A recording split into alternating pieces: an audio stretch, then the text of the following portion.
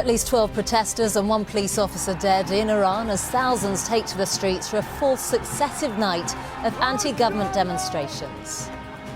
Relatives of 5 Britons killed in an Australian plane crash tell Sky News that they were wonderful, kind and generous. It's the kindness that I liked about them. They were wonderful fellas, wonderful, and immensely proud, and I'm struggling. 4 men are stabbed to death in separate killings amid New Year celebrations in central London. A huge blaze rips through more than 1,000 vehicles in a multi-storey car park in Liverpool. Seeing in the new year, from parades to Looney Tukes, people across Britain celebrate the arrival of 2018. And in Sportsline at 7:30, action from the Premier League where Manchester United look set to win for the first time in 5 matches. Good evening to you. At least 12 protesters and 1 police officer have been killed in anti-government protests in Iran. Thousands have gathered in cities across the country for a 4th successive night in the biggest challenge to the regime since 2009. And US President Donald Trump has backed the protesters, accusing Iran's leaders of failing at every level. Well, more on that in a moment, but first of all, our diplomatic editor Dominic Waghorn has this report. Mashallah! We've seen similar pictures before. Waghorn, Sky News. Well, our US correspondent Greg Milam has the latest on President Trump's intervention. The escalation on the ground in Iran is being reflected by the escalation coming out of the White House. Is it just going to fizzle out as it did before? Greg Milam reporting there from Los Angeles. Now, relatives of 5 Britons killed in a seaplane crash in Australia have told Sky News that they were wonderful, kind and generous. Richard Cousins was the boss of catering giant Compass and died with his 2 sons, fiancée and her daughter. Sky's Fraser Maud has this report. The victims of the seaplane crash included 58-year-old businessman Richard Cousins and his fiancée Emma Bowden, along with her 11-year-old daughter Heather and Mr Cousins' 2 sons. 4 men have been stabbed to death in London within the past 24 hours. Police described the deaths amidst the New Year celebrations as heartbreaking and urged anyone with information to come forward. They're not believed to be linked to each other, as Sky's Charlotte Lomas reports. This police tent marks the spot in South London where a 17-year-old boy was stabbed. Charlotte Lomas, Sky News. A 44-year-old woman died shortly after midnight after being stabbed in a house in Bromsgrove in Worcestershire. Neighbours said emergency services arrived at the property as fireworks were being set off in surrounding streets to mark the new year. A man who's 49 has now been arrested on suspicion of murder. A huge fire has destroyed a multi-storey car park in Liverpool. More than 1,000 vehicles were reduced to charred metal and ash, and the source of the blaze, next to the Liverpool Echo Arena, is believed to be an old Land Rover. Gerard Tubb has this report. The burnt-out remains of hundreds of cars, all that's left after fire swept through the Liverpool waterfront car park, compulsory in vulnerable buildings.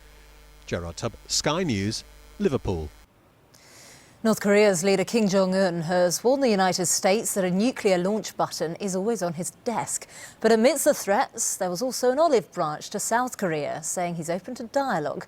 Well, North Korea may also send a team to the Winter Olympics in Seoul, as our correspondent Robert Nisbet now reports.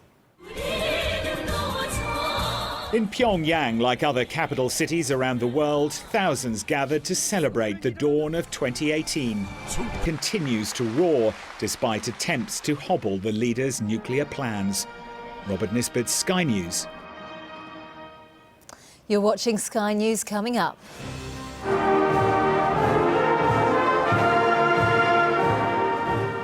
Thousands of performers gather in central London for the New Year's parade. More after the break.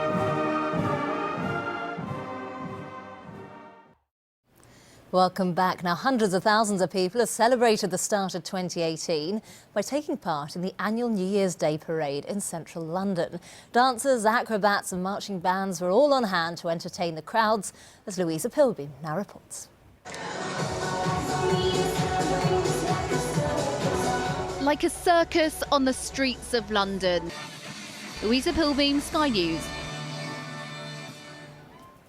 Now, an app designed by staff at Great Ormond Street Hospital that replaces the traditional clipboard at the end of patients' beds is being hailed a pioneering use of technology which has improved patient care. Now, with a national shortage of nurses, it's hoped such innovations will reduce the amount of time spent on administrative tasks and increase the time spent on the ward. Our health correspondent Paul Kelso reports.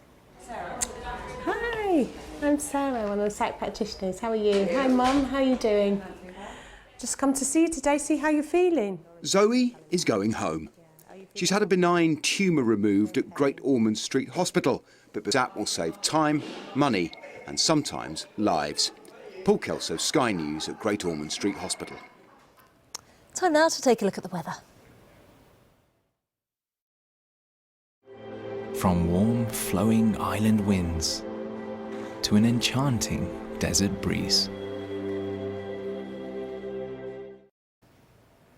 Early rain and mountain snow over Ireland and Northern Ireland will clear across Britain tomorrow, with further heavy rain and severe gales following to western parts later on. Before then, many places will be dry this evening, with showers becoming increasingly confined to northern and western coastal areas. The showers will largely die out later, leaving Britain mostly dry. Ireland and Northern Ireland, meanwhile, will see prolonged rain moving in later after midnight, preceded by a spell of mountain snow. It'll turn frosty in places with a risk of ice. Rain and hill snow over Ireland and Northern Ireland will clear into eastern Britain during the morning, with a scattering of showers following to Northern Ireland and the north of Ireland. Wales and the southwest will dry up. It'll be pretty mild. The weather, sponsored by Qatar Airways.